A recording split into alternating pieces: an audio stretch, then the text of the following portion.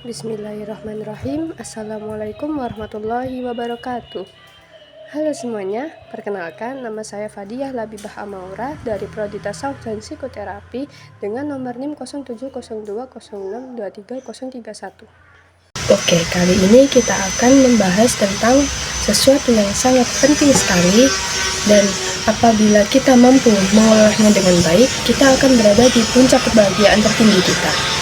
Dan ini seringkali juga menjadi pusat masalah bagi setiap orang. Ya, kita akan membahas tentang nafsu atau nafs. Menurut bahasa, nafs adalah jiwa, diri, dan kepribadian seseorang. Sedangkan menurut istilah, nafs adalah unsur dalam diri manusia yang menggerakkan keinginan, dorongan, dan kecenderungan manusia. Al-Quran mengisyaratkan ada 3 nafs yang berpotensi dimiliki oleh seseorang.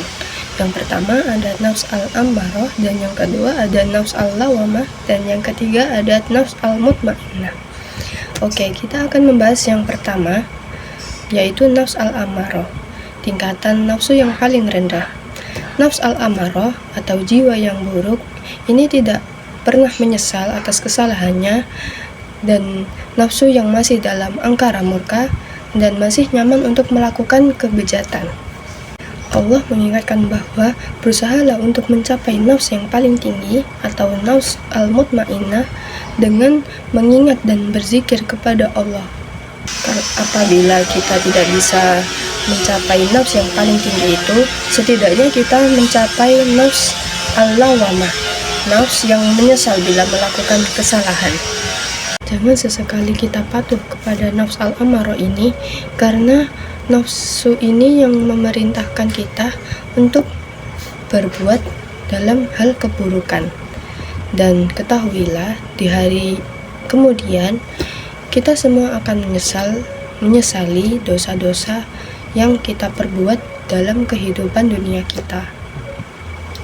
Yang kedua ada nafs al-lawamah, nafs atau jiwa yang mengancam kita apabila kita melakukan kesalahan.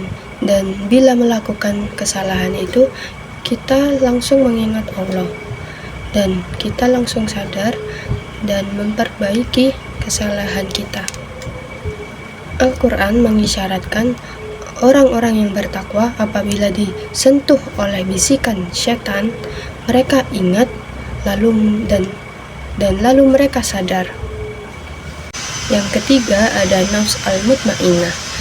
Jiwa ini yang selalu tenang apapun yang terjadi, dan kayak benar-benar jiwa yang levelnya itu udah stabil dalam memilih kebaikan. Dan jiwa ini sama sekali tidak tergoda dan tidak ingin kembali pada kenikmatan nafsunya.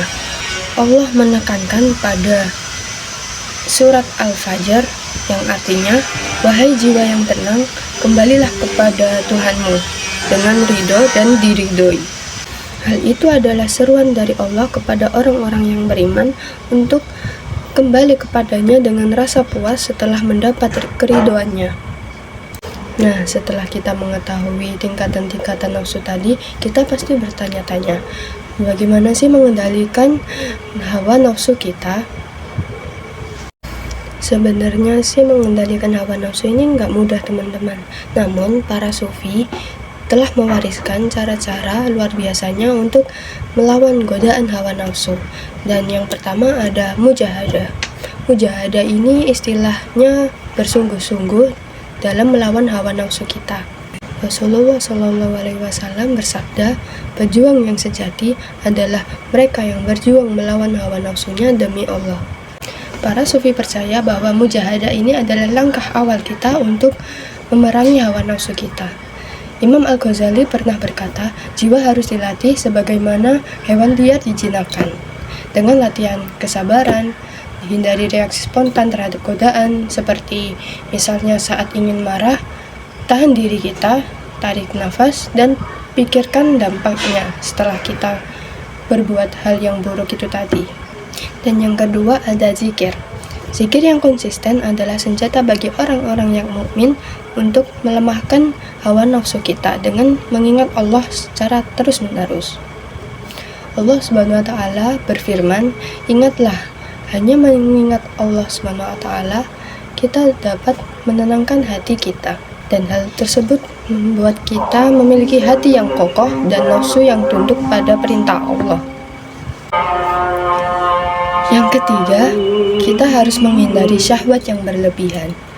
Para sufi memahami bahwa salah satu pintu hawa nafsu adalah keinginan syahwat kita.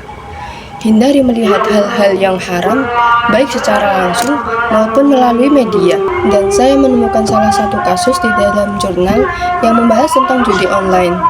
Nah, dengan judi online ini kita membuktikan bahwa ketamakan kita ini bisa mengakibatkan dalam kesehatan mental kita dan kesehatan mental keluarga kita.